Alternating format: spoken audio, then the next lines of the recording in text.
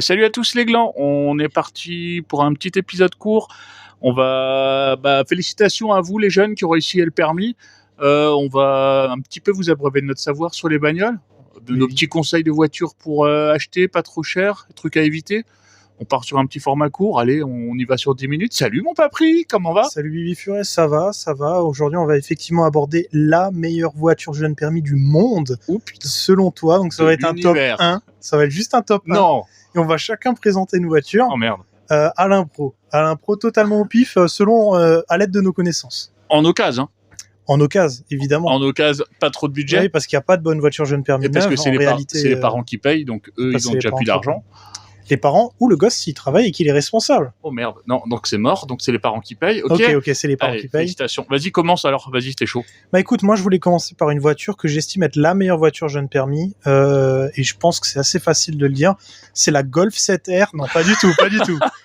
Non, oui. C'est la Peugeot 306, évidemment, puisque c'était ma première voiture, mais aussi la première voiture de plusieurs personnes que j'ai mis à la 306 en leur montrant ma 306. Tu restes dans le côté fauve, comme d'habitude. Je reste, parce qu'il y a des qualités qui sont évidentes. Alors évidemment qu'il y a des voitures qui l'égaleront, je pense, peut-être sur ce top, mais à mon avis... Bon design, déjà. Ouais, déjà bon design, bonne gueule, parce que c'est une voiture, à la base, je voulais pas du tout prendre ça en première voiture. Ouais.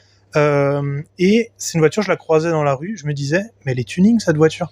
En fait, non. C'était des 306 d'origine. C'était ta cataracte. En fait, elles ont déjà les feux un petit peu bien dessinés, ailes arrière un peu.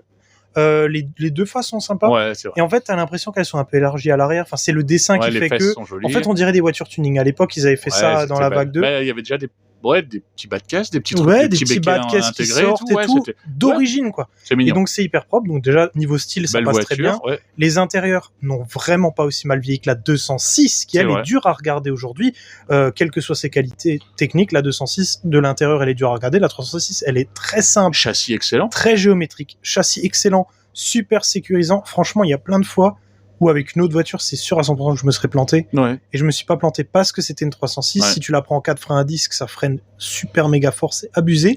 Pour une voiture qui à la base devait aller chercher le pain.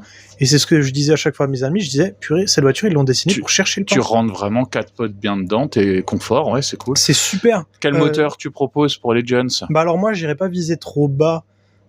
Parce qu'il y en a qui essaient de viser trop bas. Par exemple, le 1.9 D Atmo, il commence à être un peu dur à vivre sur la 306 parce qu'elle fait quand même 200 kg de plus que la 309. Qui HDI aussi le HDI super. Excellent. À partir de 1.6 litre super. Le 1.6 litre TU génial. Le 1.4 litre ça c'est fait, léger, mais c'est un peu Mais si t'es jeune permis et que tu veux pas les excès de vitesse, t'as une voiture fiable et bon moteur. Ça c'est une question de mental. Il y a le 1.8 litre increvable, un peu plus dur à travailler dessus que le TU, le 2 litres, même histoire. Peu importe le nombre de soupapes, c'est génial.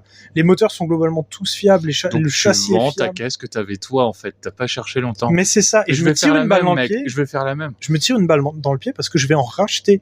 Moi qui suis passé sur la 406 coupée, qui suis passé par les 309, les 205, j'ai un peu tout essayé chez eux, je vais racheter de la 306. Mais c'est ce que j'allais dire, en fait, les caisses, hormis les sentiments, la seule caisse que t'as foutue au tas ou que t'as vendue ou autre, et qui te marque, c'est celle-là, c'est ta première bagnole.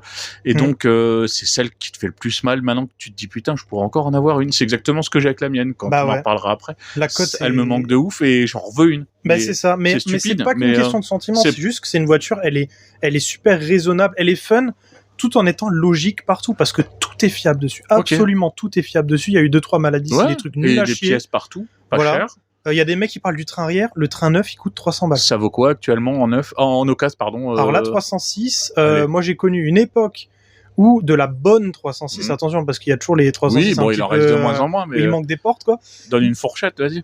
Ça se tapait à 1005, là ça commence à être un peu plus dur, on va aller sur du 2-3000 pour commencer, mais je parle d'une bonne, ça reste correct, c'est très bien. Et t'envoies 5000 et tout machin, mais voilà, faut juste en trouver une bonne où elle a été. Si t'as du bol, t'as une Eden Park ou une Roland Garros qui traîne. Il y a eu des éditions super chouettes. Tu fais bien de le mentionner. Il y a eu la Groland Cassos et des trucs comme ça qui sont des Roland Garros, qui sont des super éditions avec des très beaux sièges. Elle a existé avec des intérieurs cuir.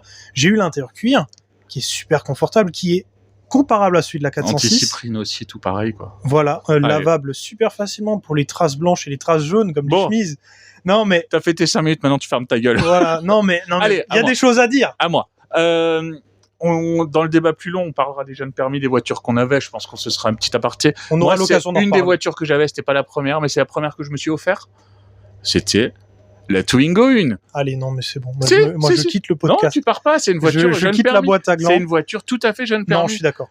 Quand elle est sortie, j'étais quand même un des seuls gars qui osait aller en concession acheter une Twingo. C'était une voiture de femme. Le monde était différent. Mais tu te l'étais offerte neuve? Je me la suis offert neuve. Je vais t'en parler. Wow, Je vais t'en parler. Donc tout le monde achetait des Clio, des machins. Moi, je l'ai testé en boutique. Je m'en rappelle vraiment. Hein. Ce que j'ai aimé, c'est l'intérieur épuré.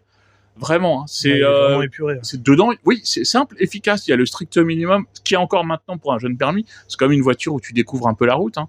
Il y a des. Je parle pas des toutes premières Twingo qui avaient des couleurs moutarde, verte et tout. Moi, j'avais déjà la phase 2. Qui était qu'on voit plus souvent en gris métal ou autre, mais c'était beaucoup moins punchy comme couleur. J'avais la finition initiale, intérieur cuir. Oh non, il avait la initiale. Ouais, meilleur moteur, 1 litre de 16 soupape, 75 chevaux. Le moteur d'en dessous à 60 chevaux, c'était vraiment pas ça, mais c'était super robuste. Ça reste encore une voiture de tous les jours. Le 75 chevaux, magnifique pour le poids qu'elle fait. On avait déjà l'ABS, sur certaines la clim, notamment sur l'initiale. Okay. Le toit ouvrant quand tu l'as, c'est cool. Le open air de Twingo, des mecs, et d'ailleurs je vais peut-être en mettre un jour sur une de mes caisses, ça se met sur tout et ça sera jamais critiquable. L'open air, génial. Ouais, meilleur système. Après la base, voilà, c'était une voiture pure plastique, c'était des bons freins sur la CSV notamment. On avait des vrais disques corrects que à l'avant évidemment, des petites jantes en 14. Niveau conso, c'était dans mes souvenirs tout à fait potable. Hein, ça tournait à 6 litres 5. Sachant que moi, quand je l'ai acheté, dans mes souvenirs, je l'ai acheté l'équivalent de 15 000 euros. Ok. Ce qui était déjà 100 000 francs pour l'époque, c'était démesuré, mais c'était une voiture qui les valait. Mais déjà, tu avais 15 000 euros à dépenser. Enfin, j'étais le tout premier à tomber dans les leasings, mais c'était cool parce que j'avais les moyens et que ça allait, donc c'était sympa. C'était la première caisse de rêve entre guillemets. Mais c'est une caisse qui après m'a servi de déchetterie, de dépotoir. Elle peut tout faire. Tu replies les sièges à l'arrière, tu te plies la banquette, tu emmènes une machine à laver, ce qui était pas le cas. Ce qui était pas le cas des mecs qui avaient des Clio. Moi, c'est moi qu'ils appelaient pour les déménagements. Ouais. C'était une mini camionnette, la forme qu'elle avait, c'était génial. Facile à garer, ça c'est clair. Et puis effectivement, les pièces à foison, il y en a partout. C'est simple, les gars. Arrêtez ceux qui ont le A collé derrière. Alors tu peux t'acheter des caisses plaisir, mais ceux qui n'ont pas les moyens. À l'heure actuelle, une Twingo initiale, quand on trouve, ça peut être entre 1002 et 2000 euros, ce qui est rien. Elles ont peut-être. Mais attention, ça cote. Hein. Elles ont peut-être 140 000 bornes, c'est clair, ou plus, mais le moteur tient largement ça. La mienne a fini. Épave assurance dans un accident. Je crois que c'est la seule et la dernière voiture que j'ai vraiment pleuré et que j'aimerais encore maintenant. Donc après, les goûts, les couleurs, effectivement, mais les gars, pour des budgets là, pour les 3 000 euros, on est bien, toi et moi. Ouais, mais je crois que t'as plus beaucoup de Twingo hein, dans les 3 000 balles. Hein. Ça a coté. Tu les trouves, mais ça reste de la initiale et ça reste des séries limitées et de plus en plus avec elle revient collection et celle qui était à 600 balles remonte à 1002. Donc voilà, on y est. Donc voilà, petit conseil les loulous. J'espère que ça vous a ravivé la mémoire sur des voitures. Vous aussi dans les commentaires, n'hésitez pas hein, les gars, si vous avez des caisses qui vous ont marqué. Là, c'est évidemment 2 caisses qui nous ont marqué, mais qui au final sont des très bons choix, je trouve. Ouais. Tu peux te moquer de ma Twingo, mais je t'emmerde. Non, elle est super dure à regarder, mais elle est pleine de bonnes idées. Mais à partir de toute façon, ça c'est la définition. Mais en fait, c'est la définition de Renault. C'est Renault, mais en même temps, c'est la seule caisse où quand tu t'assois dedans, t'as le sourire. Alors l'extérieur, les gens aussi. Vu qu'ils se foutent de ta gueule, mais d'un autre côté, c'est la seule caisse où tout le monde a le sourire. Ils avaient raison à l'époque, c'était vraiment une voiture à vivre et sympatoche. Et quand tu rentres de chez un pote et que t'as la tête qui tourne, t'as le retourner les 2 sièges en matelas, je peux te jurer que ça te sauve la vie. Non, ça c'est fort. Donc bon concept, on verra si à l'avenir leur merde électrique arrivera à rattraper le coche. Ça m'étonnerait. Mais à cause des normes, ça m'étonnerait. Voilà. Il y aura pas autant de bonnes idées que dans la Twingo 1. Il n'y a jamais eu plus autant de bonnes idées que dans la Twingo 1. Même la 2 a été très critiquée vis-à-vis de ça. La Twingo 2 était pas une réussite à part la RS, mais c'était discutable. De toute façon, c'était pas l'âge d'or des Françaises d'une manière générale à cette époque-là, donc on va pas critiquer. De toute façon, ni toi ni moi avons choisi d'allemande, donc de toute manière, vous savez qu'on a du goût maintenant à force. Voilà. Donc voilà les loups, on est bon en timing, c'est parfait.